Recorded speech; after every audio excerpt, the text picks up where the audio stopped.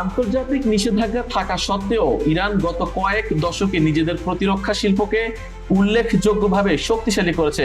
দেশটির প্রতিরক্ষা মন্ত্রণালয় এবং সামরিক শিল্পের সঙ্গে দেশ জুড়ে প্রায় 7,000-এর মতো প্রতিষ্ঠান ও প্রযুক্তি কোম্পানি যুক্ত রয়েছে বলে বিভিন্ন প্রতিবেদনে উল্লেখ করা হয়েছে।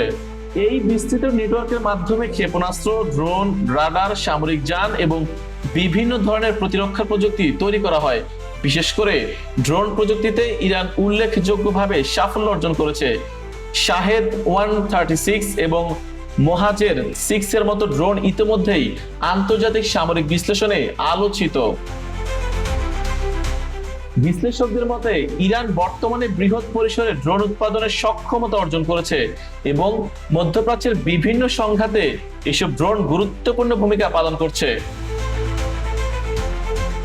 ব্যালিস্টিক মিসাইল উৎপাদন ক্ষেত্রেও ইরান ধারাবাহিকভাবে বিনিয়োগ বাড়িয়ে যাচ্ছে।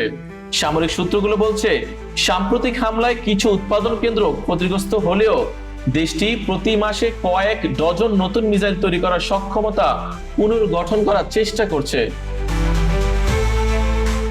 যদিও ইরানের আধুনিক যুদ্ধবিমান বহর তুলনামূলকভাবে পুরানো এবং সীমিত, তবে মিসাইল ও ড্রোন প্রযুক্তিতে বড় বিনিয়োগের মাধ্যমে তারা একটি বিকল্প প্রতিরক্ষা কৌশল গড়ে তুলেছে। এর ফলে অনেক বিশ্লেষক ইরানকে মধ্যপ্রাচ্যের অন্যতম বড় মিসাইল ও ড্রোন শক্তি হিসেবে বিবেচনা করেন।